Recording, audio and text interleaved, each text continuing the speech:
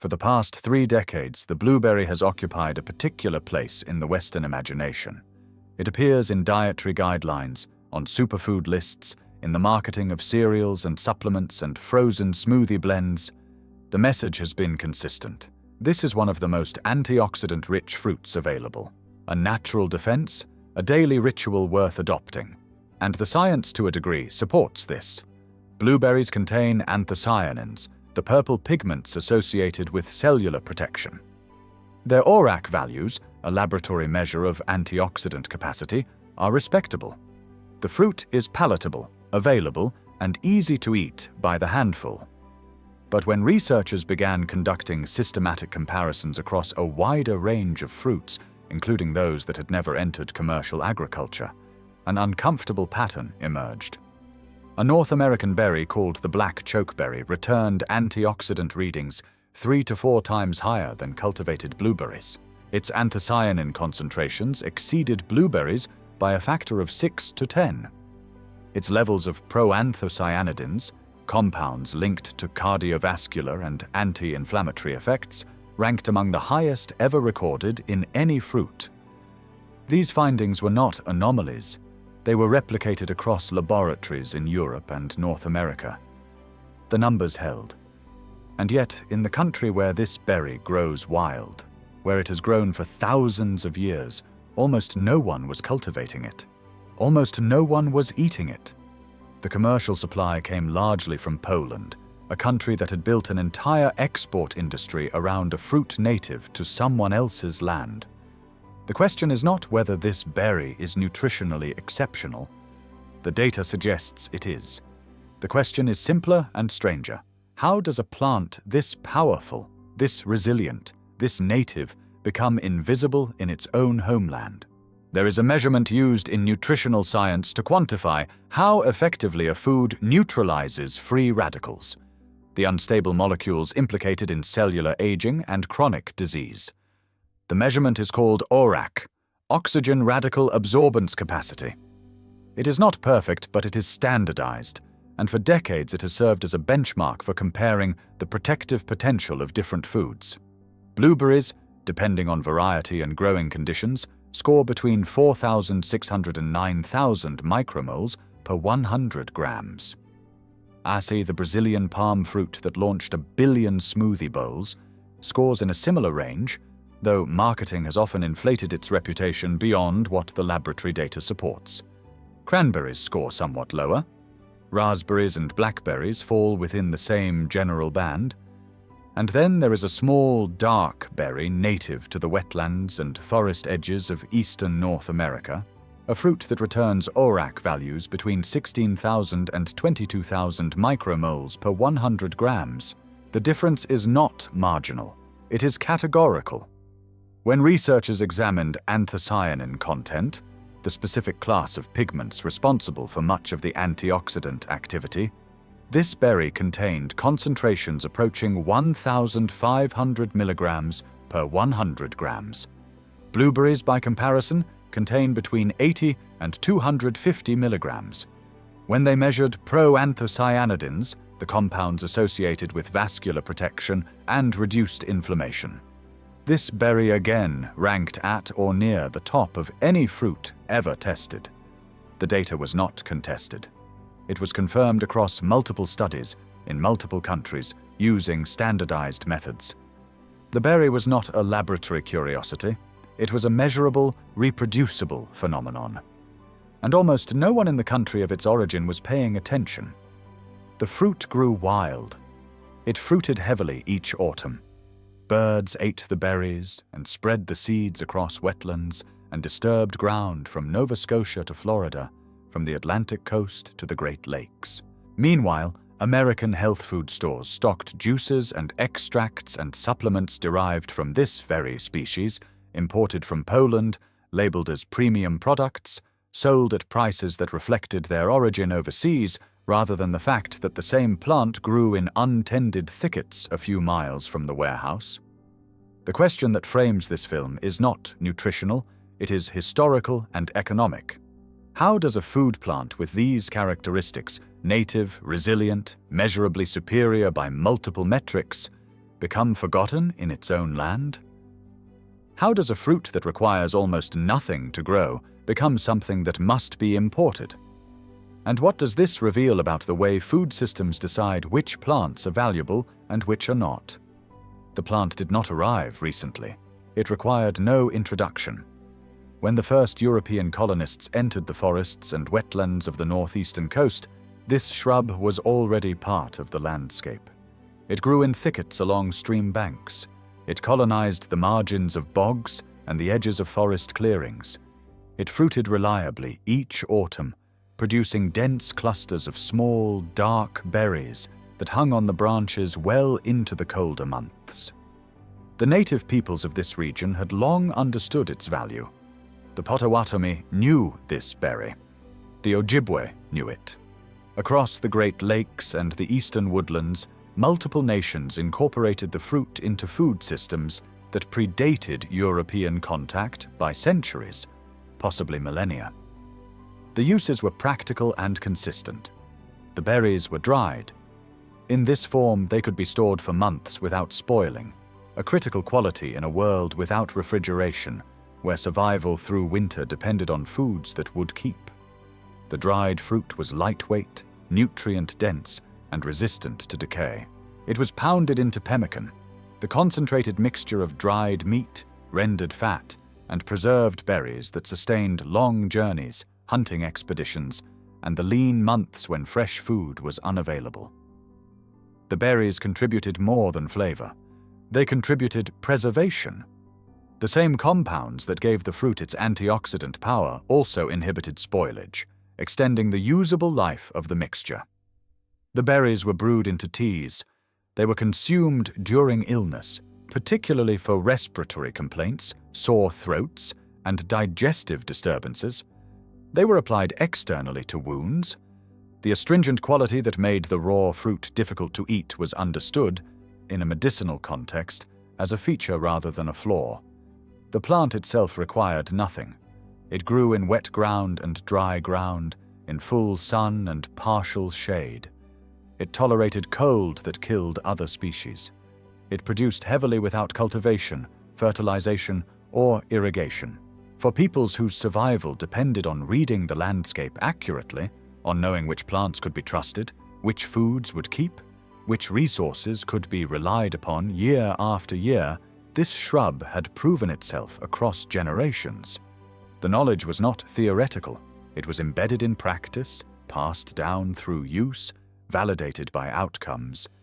And then the context changed. European settlers brought their own fruit traditions. They brought apple trees and pear trees, grapevines and cherry orchards. They brought agricultural systems developed for different climates, different soils, different expectations. The fruits they imported were selected for qualities that the native berry did not possess.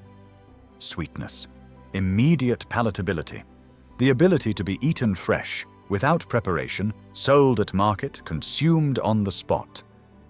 This small, dark berry met none of these criteria. The raw fruit was astringent, intensely so. The experience of eating it unprepared was immediate and memorable, a sharp, puckering dryness that gripped the mouth and lingered on the tongue. The tannins responsible for this sensation were concentrated enough to make casual consumption unpleasant. This was not a berry you could eat by the handful while walking through a field.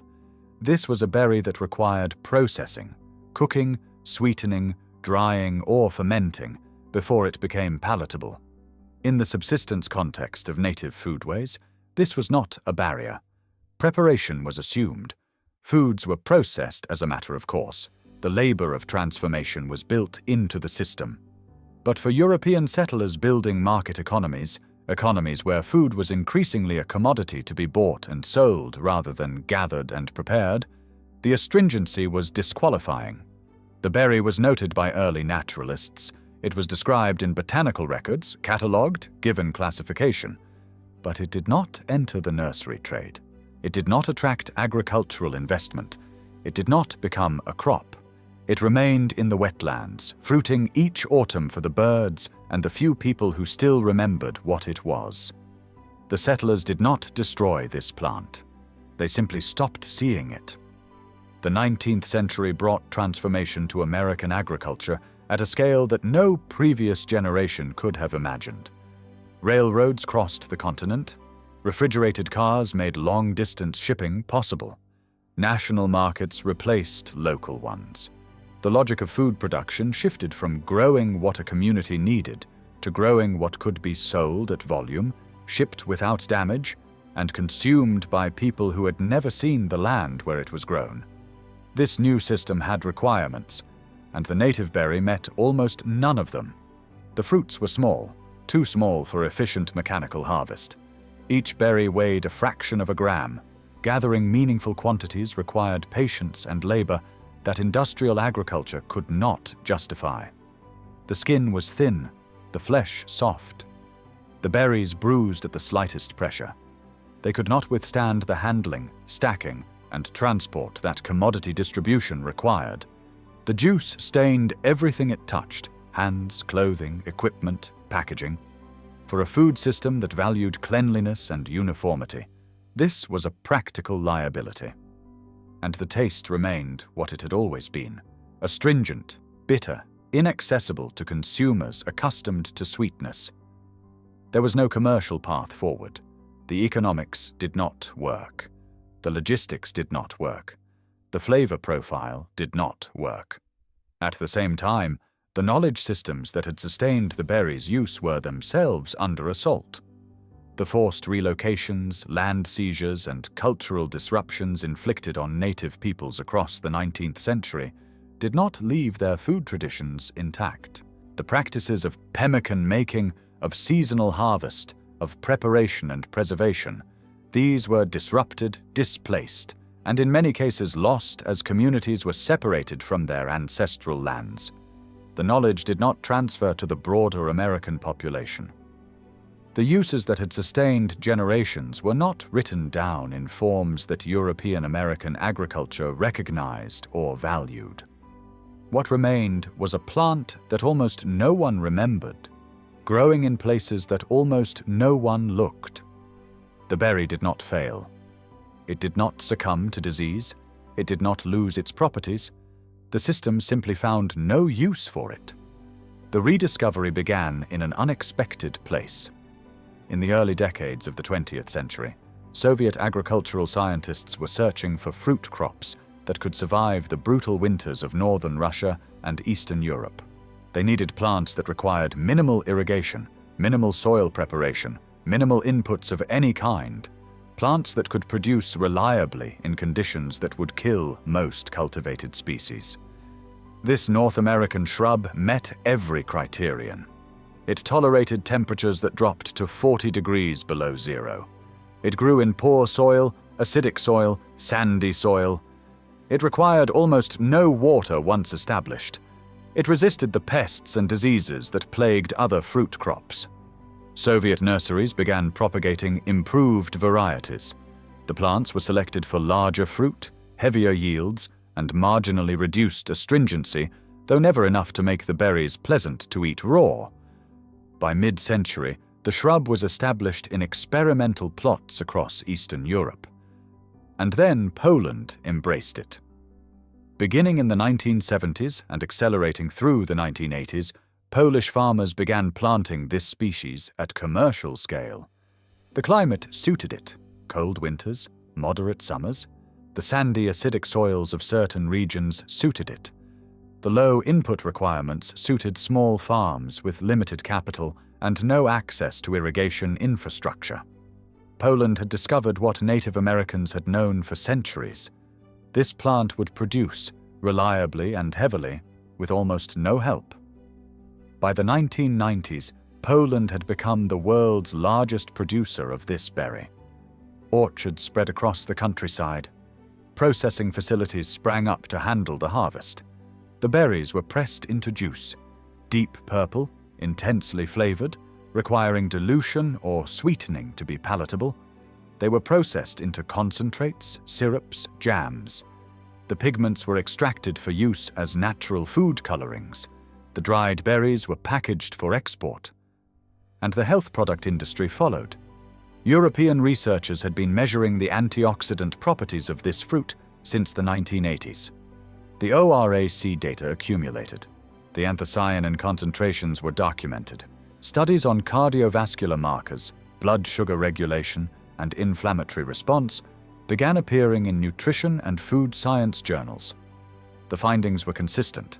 The polyphenol compounds in this berry demonstrated measurable effects on markers of oxidative stress. The anthocyanins showed protective effects on vascular endothelium, the delicate lining of blood vessels. The proanthocyanidins inhibited the oxidation of LDL cholesterol, a process implicated in the development of arterial plaque. Small clinical trials reported reductions in blood pressure, improvements in arterial flexibility, lower levels of inflammatory markers, improved insulin sensitivity, and more stable blood glucose responses after meals. None of this was miraculous. The effects were modest, the mechanisms complex. But the consistency of the data across multiple research groups and multiple study designs suggested something real. The compounds that made the berry so astringent, the very chemicals that had disqualified it from the fresh fruit market, were the same compounds responsible for its protective effects. The bitterness and the benefit were inseparable. And the plant that produced these compounds asked almost nothing in return. It grew where other crops could not. It tolerated drought, flood, cold, and neglect.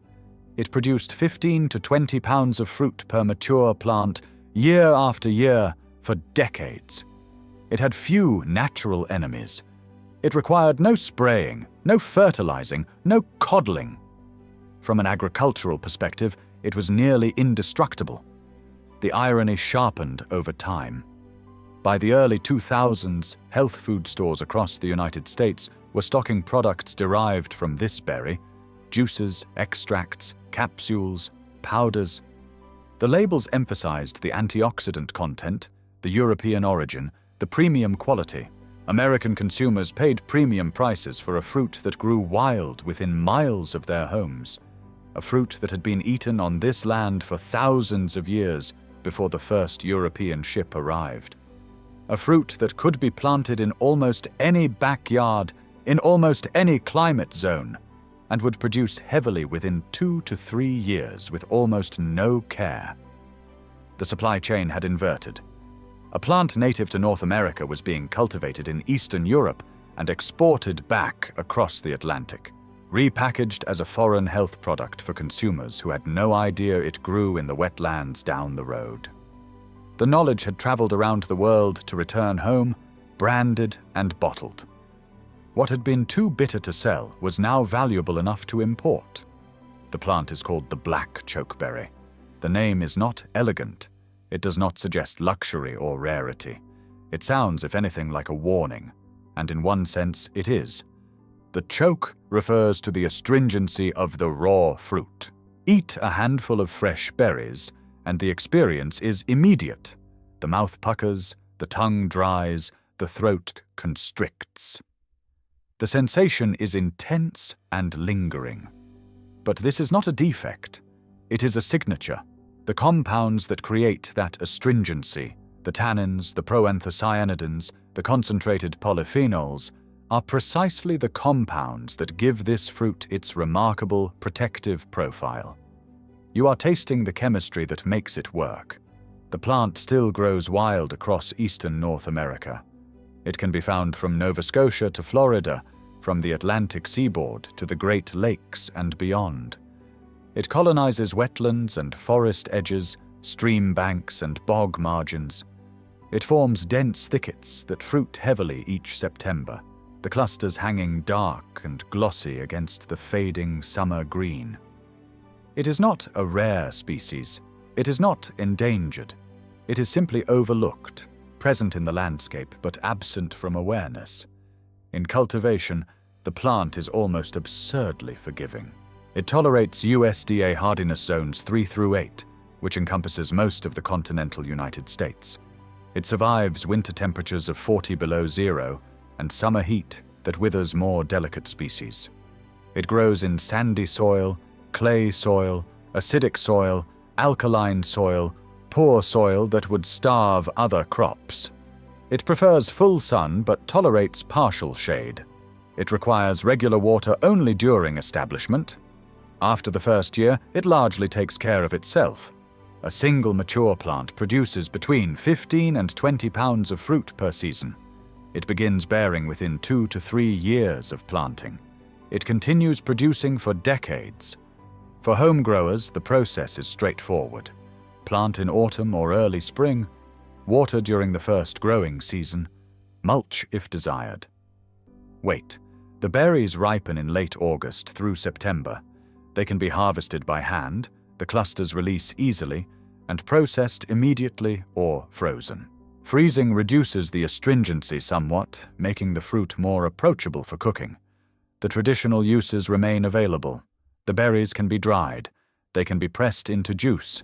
They can be cooked into jams, sauces, and syrups. They can be fermented into wine. They can be added to baked goods, blended into smoothies, steeped into teas. They store well. They preserve easily. They do what they have always done: provide concentrated nutrition in a form that lasts. The chokeberry did not disappear because it failed. It did not lose its potency. It did not succumb to some biological weakness. It disappeared from awareness because a food system organized around sweetness, convenience, and immediate palatability had no place for a bitter fruit that required processing. The plant kept growing. The wetlands kept producing, each autumn, what they had always produced. The birds kept eating the berries and spreading the seeds across the landscape. And now, slowly, recognition returns. Not as a fad, not as a miracle, simply as an acknowledgement of something that was always there. A plant that asks for almost nothing, gives back more than almost anything, and has been growing in the same soils, under the same sun, for longer than any of the systems that ignored it. The chokeberry does not need promotion. It does not need rescue. It simply continues, and perhaps that is enough.